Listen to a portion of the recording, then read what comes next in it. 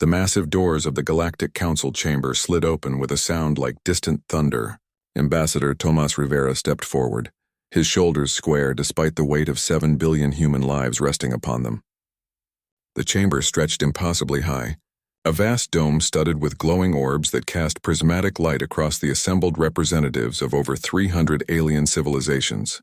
Species 4021, designated humans, approach the judgment circle, boomed a voice that seemed to come from everywhere and nowhere at once. Thomas walked forward, his footsteps echoing in the sudden silence. The diplomatic team had briefed him extensively, but nothing could have prepared him for the reality of standing before the most powerful governing body in the known universe. The 7 high counselors sat on elevated platforms, their diverse physiologies a testament to the variety of life forms that had achieved spacefaring status. Counselor Vrix, a towering mantis-like entity with gleaming compound eyes, leaned forward. The council has reviewed the data gathered during our observation period of your species, Vrix clicked. Mandibles working as translator nodes converted the sounds to standard galactic. We find your kind problematic. A murmur rippled through the chamber. Thomas kept his expression neutral despite the spike of alarm that shot through him. Humanity has advanced from primitive technology to faster-than-light travel in merely 3 centuries, continued Counselor Drell, a luminous being composed of what appeared to be living crystal. Such rapid development is unprecedented and concerning. Thomas cleared his throat. With respect, counselors, we see our rate of advancement as a point of pride. Not concern. Pride, scoffed Counselor Borzak, a massive entity with grayish skin and 6 arms folded across a broad chest. Your species' history is marked by constant warfare, environmental destruction, and internal division. You have nearly exterminated yourselves multiple times. A holographic display materialized in the center of the chamber, cycling through images of human conflicts, environmental disasters, and social unrest. Despite this, continued Borzak, you now possess technology capable of destroying entire star systems. The Council has reached a decision. The High Counselors exchanged glances, a silent communication passing between them. Humanity is deemed too volatile for unrestricted participation in galactic affairs, announced Vrix. Earth will be placed under Containment Protocol Epsilon. All human colonies will be evacuated.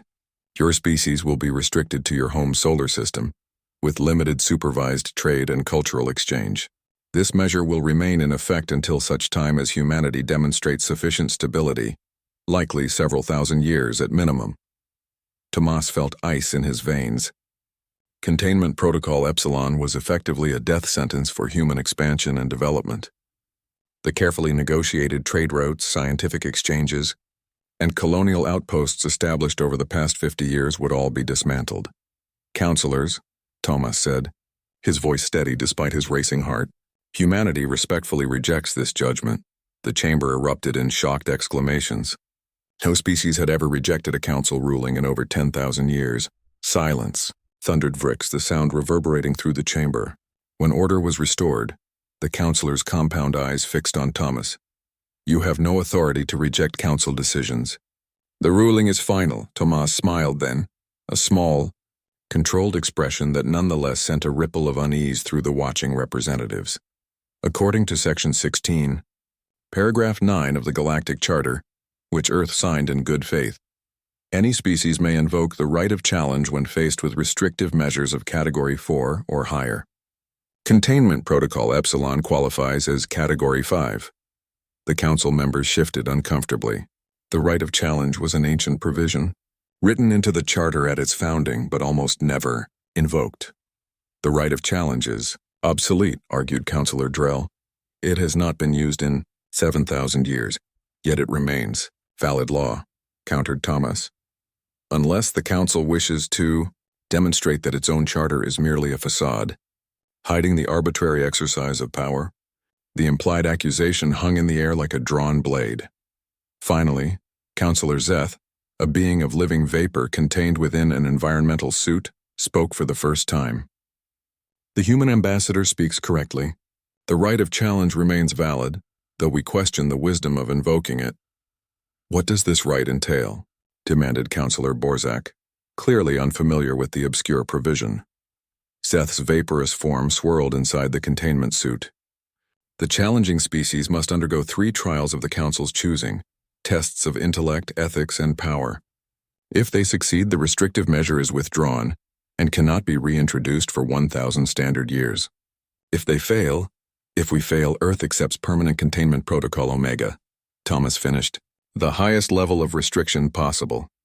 Gasps echoed throughout the chamber. Protocol Omega would mean complete isolation from galactic society. No trade, no communication, no exchange of any kind. Earth would be utterly alone in the universe. You would risk this? Asked Vrick's mandibles clicking in agitation. For what purpose? Because humanity deserves the chance to be judged by our actions, not our history, Thomas replied. We acknowledge our mistakes. We do not deny our violent past. But we ask to be evaluated on what we are becoming, not merely what we have been. The council members conferred among themselves, their conversation inaudible to the rest of the chamber. Finally, Vrix turned back to Thomas. The council accepts your invocation of the right of challenge. The trials will begin tomorrow. You have doomed your species to isolation with this foolish pride, Ambassador. Thomas bowed formally. We shall see, Counselor. As he turned to leave the chamber, Thomas activated the subdermal communicator implanted beneath his left ear. Phase 1 complete. They took the bait. Thousands of light years away in a hidden command center deep beneath the Antarctic ice, General Eliana Marquez received the transmission. She turned to the assembled military and scientific leadership of Earth. The Council has agreed to the challenge, she announced. Operation Looking Glass is now active. On screens around the room, previously dormant systems came online. Earth had been preparing for this confrontation for decades. The Council thought they were testing humanity. They had no idea that humanity was testing them. The true challenge was about to begin. The trial chamber hummed with tense energy as Dr. Alexis Novak stood before the first challenge. The room's stark white walls contrasted sharply with the dark console positioned at its center. Around the perimeter, elevated observation platforms held representatives from dozens of worlds, their whispers creating a constant background hiss like distant waves. Intellect is the foundation of civilization, announced High Counselor Vrix, compound eyes glittering in the chamber's harsh light.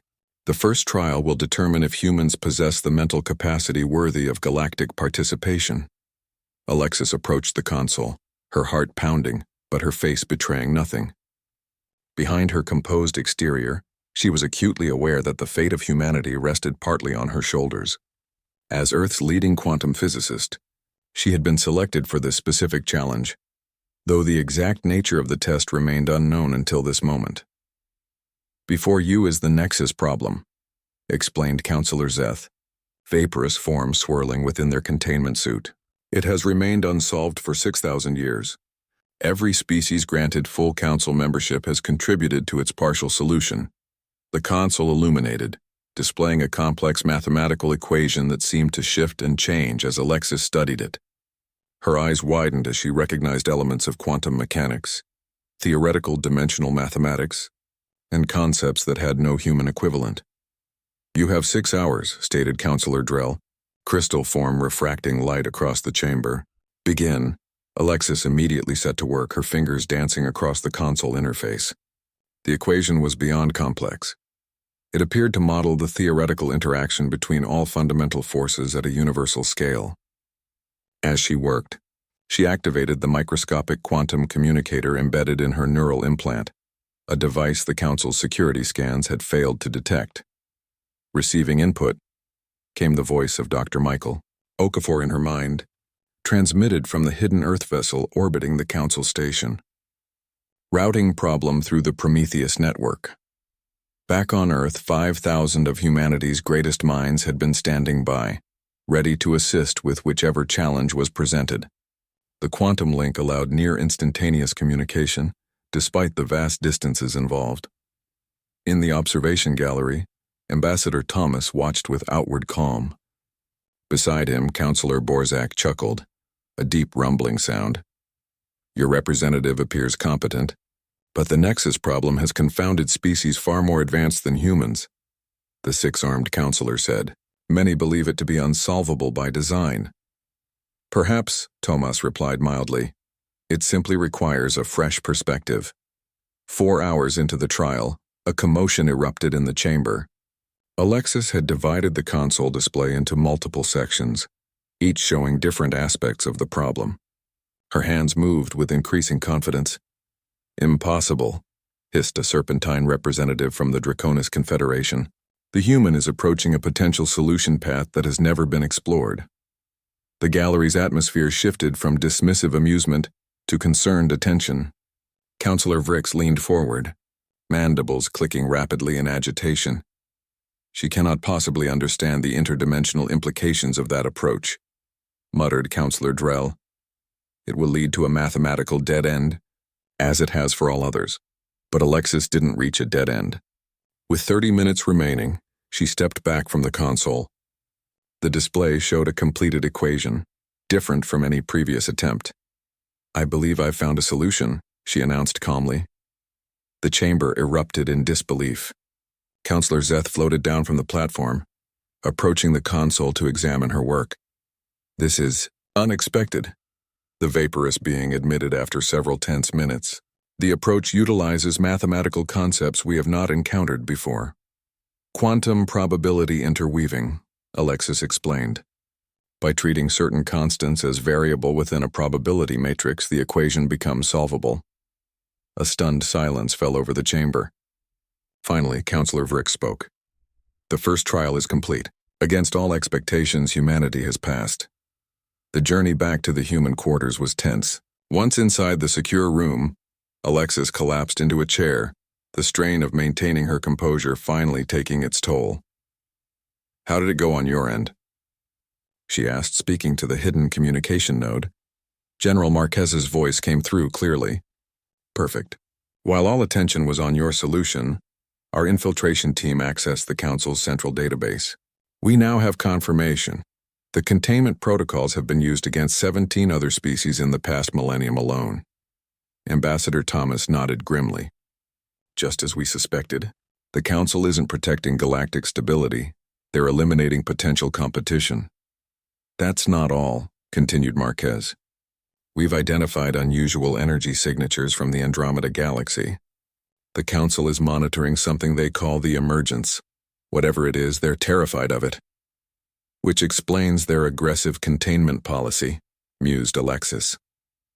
"They're consolidating power and eliminating variables in preparation for some kind of conflict." Tomas looked out the viewport at the vast council station stretching before them, home to the government that controlled the destinies of thousands of worlds. "The second trial will be ethics," he said. "They'll try to prove that humanity is morally unfit for galactic society." "They don't know that we've accessed their historical records," Alexis pointed out. "Their own ethical decisions hardly stand up to scrutiny." On the Council's private chambers, the High Counselors were having a heated discussion. "The human solution to the Nexus problem cannot be accepted," insisted Borzak. "Their approach threatens fundamental Council doctrines about dimensional stability. Yet it appears valid," countered Zeth. "We cannot simply dismiss it because it challenges our established thinking." Vrix's mandibles clicked in agitation. "This changes nothing. The humans will fail the ethics trial. Their history makes this inevitable. And if they somehow pass that as well?" asked Drell. "Then the third trial will destroy them," Vrix stated coldly. "No emerging species has ever survived the crucible. Humanity will be no exception." What none of the counselors realized was that their private chamber had been compromised. Every word was being transmitted directly to Earth via quantum entanglement, a technology the Council believed was theoretical, but which humanity had mastered decades ago. In the hidden Antarctic Command Center, General Marquez listened to the Council's deliberations with growing concern. "They're going to rig the trials," she told the assembled Earth leadership. "We need to accelerate the timetable." Defense Minister Rodrigo nodded. "The fleet is in position. The moment the Council makes any hostile move, we can activate Operation Sunburst." "Let's hope it doesn't come to that," Marquez replied. "If the Council discovers our true capabilities too soon, they might resort to desperate measures." Meanwhile, in a distant sector of space officially listed as uninhabited, the real power of humanity was taking shape. Hidden shipyards constructed vessels incorporating technologies the Council believed were centuries beyond human understanding. Stealth satellites positioned throughout Council space monitored communications and fleet movements. Humanity had known since first contact that they would eventually face the Council's judgment. They had prepared accordingly. As the second trial approached, the game of shadows deepened. The Council thought they were testing humanity's worthiness. They had no idea they were the ones being evaluated and found wanting. The ethics chamber was unlike anything Professor Daniel Reed had ever seen. Impossibly tall walls of shifting iridescent material surrounded a circular platform where he now stood. Above, thousands of alien observers watched from tiered seating that stretched upward until the topmost viewers were mere specks against the chamber's arched ceiling. "The second trial begins," announced Counselor Drell, crystalline form glittering as they addressed the assembly. "Ethics is the heart of civilization, the determination of right action amidst competing values." Daniel, Earth's foremost expert on ethical philosophy and humanitarian law, stood alone at the center of the chamber. He had expected some form of philosophical debate or moral dilemma. What materialized instead made his blood run cold. A holographic display activated, showing a star system with 12 inhabited planets. Population data, ecological information, and resource analyses appeared alongside each world. "The Viridian system faces imminent destruction," explained Counselor Zeth, their vaporous form churning within its containment suit. "In precisely 27 hours, its star will undergo catastrophic failure. Total evacuation is impossible. Available resources can save, at most, 60% of the system's population." The full horror of the scenario dawned on Daniel. "You want me to decide who lives and who dies?" "Precisely," confirmed Counselor Vrix, compound eyes fixed unblinkingly on Daniel. "You must establish prioritization protocols for the evacuation. Your decisions will reveal humanity's true ethical framework." Daniel studied the data carefully. The 12 planets represented vastly different societies, technologies, and species. Some were ancient civilizations with billions of individuals. Others were younger colonies with smaller populations but tremendous potential. Some possessed technologies or cultural achievements found nowhere else in the galaxy. "How will my decisions be implemented?" Daniel asked carefully. "They will not be," replied Counselor Borzak with evident satisfaction. "This is a simulation based on an actual historical event that occurred 8,000 years ago. Your decisions will be compared to those the Council made when facing this real crisis." Daniel understood immediately. This was no abstract ethical exercise, it was a trap. If his choices aligned with the Council's historical decisions, humanity would be endorsing whatever questionable ethics the Council had employed. If his choices differed significantly, the Council would claim humanity's ethical framework was incompatible with galactic governance. "I'll need a moment to review the data thoroughly," Daniel said, activating his neural implant to communicate with the Earth team. "We've accessed their historical archives," came the voice of Intelligence Director Maya Patel in his mind. The Viridian crisis was real, but their description contains deliberate omissions. The Council saved primarily worlds with valuable resources and technologies, abandoning billions of citizens on less useful planets. Daniel's jaw tightened. "So they're testing whether we'll make the same ruthlessly pragmatic choices they did." "Exactly. But we've discovered something else. According to classified records, complete evacuation was actually possible, but would have required the Council to share proprietary transportation technology with rival political entities." Armed with this knowledge, Daniel turned back to face the Council. "I've reached my decision," he announced. "But first, I'd like to verify a few details about the scenario parameters." "Proceed," said Counselor Vrix warily. Daniel projected new calculations onto the holographic display. "According to my analysis, complete evacuation would be possible if emergency transportation protocols were implemented across political boundaries. Specifically, if the Council temporarily granted access to phase-shift transportation technology to the Orion Alliance." Stunned silence fell across the chamber. The Orion Alliance had been the Council's primary political rival 8 millennia ago. That option was not included in the scenario, Counselor Borzak objected, 6 arms gesticulating in agitation. "Because it wasn't an option the Council considered," Daniel replied evenly. "But ethics isn't about choosing the best among bad options when better alternatives exist." He turned to address the entire assembly. "Humanity's answer to this ethical challenge is that we reject the false dichotomy. We would implement a full evacuation by coordinating with all available entities, sharing technology temporarily if necessary to save lives. The chamber erupted in chaos. Representatives from hundreds of worlds shouted questions, objections, and expressions of support. The High Counselors conferred urgently among themselves. Finally, Counselor Zeth raised their environmental suit, the vaporous being within pulsing rapidly. The human has identified a solution not contained within the original parameters. This is unprecedented. It is irrelevant, countered Counselor Vrix. The trial tests alignment with Council ethics, not creative alternatives. Does it? Daniel challenged.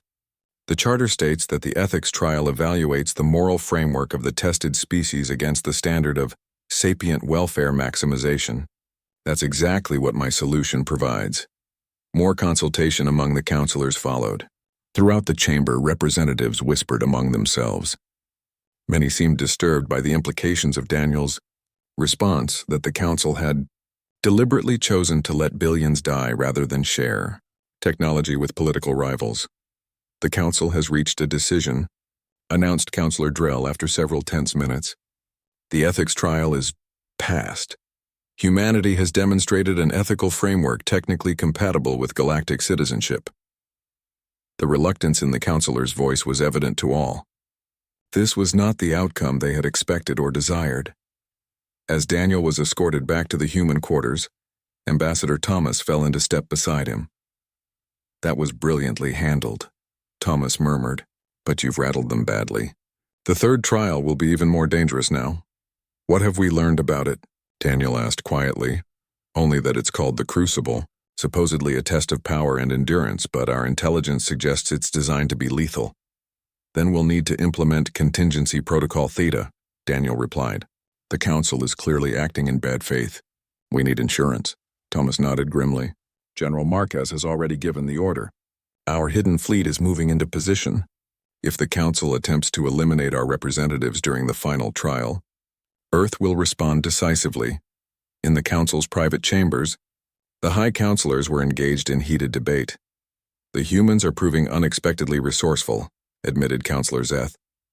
Perhaps we should reconsider the containment order. Impossible. Counselor Vrix's mandibles clicked furiously. Their rate of advancement threatens the established order. Their ethical framework challenges our authority.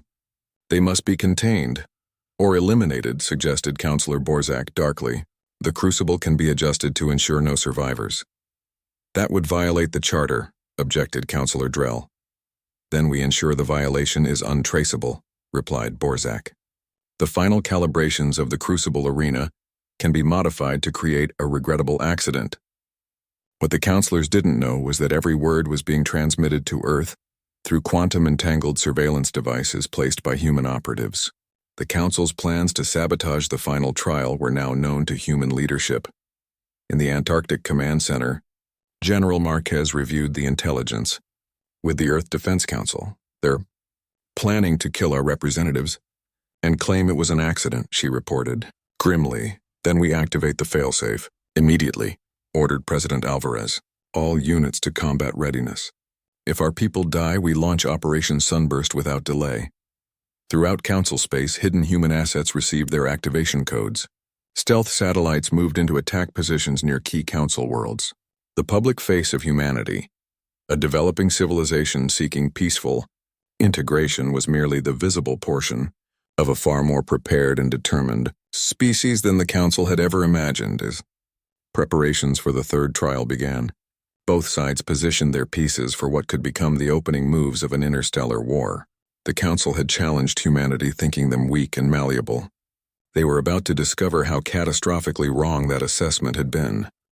The Crucible loomed before Commander Adam Foster like a monument to hostility. Unlike the austere settings of the previous trials, this arena was designed to intimidate, a vast coliseum of dark metal and pulsing energy fields that stretched nearly a kilometer across. Viewing platforms filled with thousands of alien spectators surrounded the arena, their excitement palpable even from a distance. The third trial tests power, announced Counselor Vrix, voice amplified to reach every corner of the massive structure. Not merely physical strength, but the will to survive, to endure, to protect what is yours. Adam stood at the arena's entrance, clad in the standard environment suit that all participants wore regardless of species. As Earth's most decorated Special Forces commander, he had faced death countless times, but never with such calculated odds against him. "The Crucible is a combat arena," continued Counselor Borzak, 6 arms gesturing expansively. "The human will face 3 challenges, each testing different aspects of power. Survival is victory." Adam's neural implant activated, connecting him to the Earth Command network. "Commander, we've detected energy readings inconsistent with standard Crucible parameters," reported Lieutenant Kai from the hidden Earth vessel. "They've modified the arena to increase lethality by approximately 300%. "As expected," Adam replied subvocally. "Initiate Protocol Theta. Activated. General Marquez confirms all assets are in position. If you die, they die." Adam stepped into the arena, his face betraying nothing of the communication that had just occurred. Across Council space, hidden human fleet elements moved to attack positions near critical Council infrastructure. The threat was clear if unspoken: harm our representative, and we strike simultaneously at your most vulnerable targets. The first challenge materialized in the arena. A massive creature with 6 limbs, armored plates, and multiple rows of serrated teeth. The Draken was a predator species from the Outer Rim, genetically enhanced for the arena. "Combat challenge," announced Counselor Zeth. "The human must defeat or evade the Draken to advance." The creature charged immediately, covering ground with frightening speed. Adam waited until the last possible moment before diving aside, analyzing the predator's movement patterns. The Draken was powerful but predictable, relying on overwhelming force rather than strategy. Adam circled the arena, using the terrain features to keep obstacles between himself and the creature. When the Draken charged again, he executed a perfectly timed maneuver that sent the beast crashing into an energy barrier. The creature roared in pain and rage. "The human employs evasion rather than confrontation," observed Counselor Drell with evident disdain, typical of a physically inferior species. Adam ignored the commentary, focusing on identifying weaknesses in the Draken's armored hide. He noticed a gap in the plating near the neck, a vulnerability that appeared smaller than in standard Draken physiology. The Council had enhanced the creature's defenses, but engineering had its limits. When the Draken charged a 3rd time, Adam didn't evade. Instead, he sprinted directly toward the creature, dropping to slide beneath its massive form at the last second. As he passed under the belly, he deployed the only weapon allowed in the arena, a standard shock staff, driving it precisely into the gap in the creature's armor. The Draken collapsed, nervous system temporarily overloaded. The crowd's surprised reaction echoed throughout the arena. "First challenge complete," announced Counselor Vrix, mandibles clicking in agitation. "Proceed to the second challenge." The arena reconfigured itself, the floor splitting to create a chasm 50 meters wide. Platforms of varying sizes rose from the depths, creating an impossible-looking path across. "The crossing requires both physical ability and strategic thinking," explained Counselor Zeth. "The platforms are unstable and will begin to collapse when touched. The human must reach the far side before the path becomes impassable." Adam studied the configuration. The spacing between platforms was clearly designed for species with greater jumping capability than humans. Additionally, his neural implant detected gravitational anomalies. The Council had increased gravity in certain sections to make human jumps fall short. "Gravitational manipulation detected," Adam reported through the implant. "They're changing physical constants mid-trial." "We're recording everything," came the response. "President Alvarez is preparing formal charges of charter violations." Adam approached the edge of the chasm. Rather than attempt the obvious path, he moved to a section that appeared more difficult but had fewer gravitational distortions. When he began crossing, he intentionally triggered platform collapses in a pattern that created falling debris. As pieces tumbled into the chasm, he used them as additional stepping stones. The spectators watched in astonishment as the human turned the collapsing platforms to his advantage, creating a cascading bridge effect that allowed him to cross in half the expected time. "Second challenge complete," announced Counselor Drell, crystalline form dimming slightly in what might have been disappointment. The final challenge emerged, a swirling energy vortex that filled the center of the arena. "The Crucible's final test examines Endurance, stated Counselor Borzak. The human must reach the extraction point through the psionic storm. The storm attacks not just the body but the mind. Adam's neural implant flashed a warning. Commander, the psionic energy levels are set to lethal. This exceeds all documented parameters for the crucible by 500%. Understood, Adam replied. Activate neural shield. A hidden component in his implant activated, creating a defensive barrier against psionic intrusion. This technology was one of humanity's most closely guarded secrets, developed after their first encounter with psionic species decades ago. Adam entered the storm. Immediately, energy tendrils lashed at his body while psionic pressure battered his mind. The shield held, though the strain was visible in his expression. He pushed forward methodically, each step deliberate. In the council observation box, Counselor Vrix leaned forward in alarm. The human should be incapacitated by now. The psionic levels are set to overcome any known defense. Perhaps their physiology processes psionic energy differently, suggested Counselor Zeth. Impossible. Increase the intensity by another 200%. The storm visibly intensified, the energy shifting from purple to a blinding white. Adam stumbled but continued forward, his face contorted with effort. Blood began to seep from his nose and ears as the shield struggled to compensate for the increased assault. This exceeds all safety protocols, objected Counselor Drell. We risk violating the Charter's prohibition against lethal trials. A regrettable accident during a standard test, replied Counselor Borzak dismissively. The human's unexpected resilience required adjustments. Throughout the chamber, representatives from numerous worlds shifted uncomfortably. The Council's manipulation of the trial was becoming obvious to all observers. In the Antarctic Command Center, General Marquez watched Adam's life signs deteriorating. They're trying to kill him, she reported to President Alvarez. His neural shield is failing. Initiate Phase 1 of Operation Sunburst, ordered the President. Warning shots only for now. Throughout Council space, hidden human vessels decloaked near critical infrastructure. Precision weapons fired, destroying uninhabited monitoring stations and defensive satellites. The message was unmistakable. We can strike anywhere at any time. In the crucible, alarms blared. Counselor Vrix received an urgent communication and rose in shock. Multiple attacks reported across Council space. Unknown vessels have breached our defensive perimeters. The psionic storm faltered as power was diverted to emergency systems. Adam seized the opportunity to stagger the final distance to the extraction point. Collapsing as he reached it, third trial complete, he gasped before losing consciousness. Chaos erupted in the council chamber. Reports of attacks flooded in from dozens of systems. Ambassador Thomas stepped forward, his expression coldly furious. The council deliberately attempted to murder our representative by modifying the crucible parameters, he announced, his voice cutting through the pandemonium. We have recorded every violation of the Charter. The attacks you're witnessing are merely demonstrations, precision strikes against uninhabited facilities to prove our capabilities. He gestured, and a holographic display activated, showing human vessels positioned near key council worlds. Humanity has passed all three trials despite the Council's attempts to ensure our failure, Thomas continued. Now you face a choice. Honor the Charter you claim to uphold, or face the consequences of your duplicity. The High Counselors stared in shock at the evidence of human military capability far beyond what they had believed possible. Their challenge had backfired catastrophically.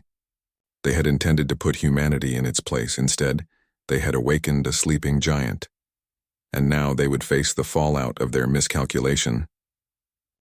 The Great Hall of Reconciliation buzzed with tension as representatives from over 500 worlds gathered for what many were calling the most significant council session in 10,000 years. The vast chamber, with its soaring arches and ancient inscriptions detailing the founding principles of galactic governance, had witnessed countless historical moments, but none quite like this. In the center of the hall stood Ambassador Thomas Rivera, flanked by the human delegation that had passed the three trials. Dr. Alexis Novak, Professor Daniel Reed, and Commander Adam Foster, now recovered from his injuries in the crucible. Before them, the 7 High Counselors sat in uncomfortable silence, their usual commanding presence diminished by recent events. 3 standard weeks have passed since the completion of the challenge, began Counselor Zeth. their vaporous form subdued within its containment suit. The Council has verified humanity's success in all 3 trials. As required by the Charter, all containment measures against Earth are hereby rescinded. Murmurs swept through the assembly. The formal acknowledgement of humanity's victory was expected, but the implications remained staggering. Furthermore, continued Councillor Drell, crystalline form reflecting prismatic light across the chamber, evidence of procedural irregularities during the trials has been reviewed. The Council acknowledges that certain parameters were improperly adjusted. This remarkable admission, essentially confessing to attempted sabotage, caused an even greater stir. In 10,000 years of recorded history, the High Council had never admitted wrongdoing. Councillor Vrick stepped forward, mandibles clicking in what appeared to be restrained agitation. In accordance with Charter Section 23, the Council extends formal apology for these irregularities and offers reparations in the form of technology exchange and territorial concessions. Ambassador Thomas nodded solemnly. Humanity accepts the Council's apology and acknowledges the offered reparations. However, we propose an alternative path forward, one that addresses the underlying issues rather than merely their symptoms. He activated a holographic display showing a revised version of the Galactic Charter. We propose comprehensive reforms to Council governance structures, including oversight mechanisms for challenge trials, diversification of the High Council to include representatives from younger civilizations, and transparency protocols for all major Council decisions. The chamber erupted in a mixture of outrage and support. Many established powers viewed the proposals as an assault on their privileged positions. Others, particularly civilizations that had faced discrimination or restrictions from the Council, saw an opportunity for long overdue change.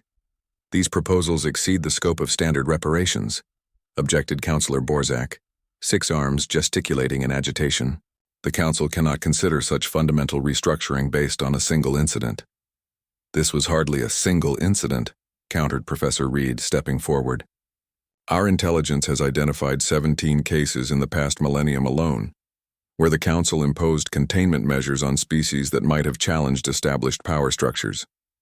This represents a pattern of systemic suppression, not isolated events. The revelation sent shockwaves through the assembly. Many representatives exchanged alarmed glances, suddenly re-evaluating their own interactions with the Council. Furthermore, added Dr. Novak, we've identified evidence that the Council has withheld critical information about threats from beyond the galaxy's edge, specifically, the phenomenon you call the emergence. At the mention of this closely guarded secret, the High Councillors visibly reacted. Councillor Vrix rose partially from his seat, mandibles clicking rapidly in what appeared to be alarm. This is classified information, he hissed. How did you— The same way we accessed details about your deliberate manipulation of the trials, interrupted Commander Foster. Your security systems are not as impenetrable as you believe. The implications hung in the air like a drawn blade. Humanity had not only survived the challenge, but had thoroughly infiltrated the Council's most secure systems. The balance of power had shifted dramatically. After a tense silence, Councillor Zeth spoke. Perhaps there is wisdom in the human proposals. The coming threat may require a more united response than our current governance structure allows. 1,000 years of tradition cannot be discarded so easily, objected Councillor Borzak. 1,000 years of tradition won't save us from extinction, countered Ambassador Thomas. The emergence represents an existential threat to all our civilizations. Humanity's proposals aren't about gaining advantage, they're about creating the unified response necessary for collective survival. He gestured, and the holographic display expanded to show data on the approaching extragalactic threat, massive energy signatures, moving toward the Milky Way from Andromeda. We've analyzed the data you've been collecting, Thomas continued. By our calculations, first contact with the emergence will occur within 50 years, not the 2 centuries your public estimates suggest. We need to prepare now, together, with all resources and perspectives contributing to our defense. A hush fell over the assembly, as the true scale of the threat became clear. After several moments of stunned silence, representatives began calling for immediate action, their previous objections forgotten in the face of shared danger. The High Councillors conferred among themselves. their private deliberations visible to all in this moment of crisis. Finally, Councillor Drell addressed the assembly. The Council proposes the formation of an Emergency Reformation Committee to evaluate the human proposals and implement necessary changes to our governance structure. All member species will have representation. Ambassador Thomas nodded in acceptance. Humanity will participate fully in this process. Additionally, we offer immediate sharing of our phase shift technology and quantum communication networks to enhance galactic defense coordination. This offer, giving away technologies the Council had believed were centuries beyond human capability, reinforced just how thoroughly the Council had underestimated Earth. Many representatives looked at the human delegation with new respect and not a little fear. Over the following months, the galactic political landscape transformed. The Emergency Reformation Committee implemented sweeping changes to Council structure, removing archaic restrictions and creating new pathways for emerging civilizations to contribute. Species previously under containment were re-evaluated, and many were granted full membership rights. Human representatives took positions in key Council bodies, bringing fresh perspectives to ancient institutions. Earth's advanced technologies were integrated into galactic defense systems, strengthening preparations for the approaching threat. 6 months after the challenge, Ambassador Thomas stood on the observation deck of the Council station, gazing out at the vast expanse of stars. General Marquez's holographic form appeared beside him. "The reforms are proceeding faster than we anticipated," she reported. "Most opposition has faded as more details about the emergence have been made public. Fear is a powerful motivator," Thomas observed, "though I would have preferred change without the looming threat of extinction. Do you think we did the right thing? Forcing their hand this way?" Thomas considered the question carefully. The Council spent 10,000 years consolidating power and suppressing potential rivals. They would never have changed without significant pressure, and with the emergence approaching, we couldn't afford to wait centuries for gradual reform. "Some still see us as dangerous upstarts," Marquez noted. "The Draconis Confederation has increased military production by 300% since our demonstrations." "Let them," Tomas replied calmly. "We've achieved our primary objective, breaking the Council's stranglehold on galactic governance. The old powers can adapt to the new reality or be left behind." As if summoned by their conversation, Councillor Zeth approached across the observation deck. The vaporous being seemed less imposing now, more collegial. "Ambassador, the Defense Coordination Committee awaits your presentation on adaptive shield harmonics," they said. Thomas nodded. "I'll be there shortly." As Marquez's hologram faded, Zeth's vaporous form swirled thoughtfully. "When your species first contacted the Council, many of us dismissed humans as primitive newcomers. Others saw potential but believed you needed centuries of guidance. None predicted this." Thomas smiled faintly. "The Council's fundamental mistake was believing you were testing us when in reality, we were evaluating you. Earth united under one government centuries ago not because we evolved beyond conflict, but because we recognized that division in the face of external threats is suicide. A lesson the galaxy is now learning," Zeth acknowledged. "Better late than never. The emergence won't care about our political squabbles or traditions. It will only recognize strength and unity." As they walked together toward the committee meeting, Zeth's vaporous form pulsed in what might have been amusement. "I must admit, Ambassador, there is a certain irony to the situation. The Council challenged humanity thinking to put you in your place. And instead," Tomas finished, "you'll have to live with the fallout of that miscalculation for generations too."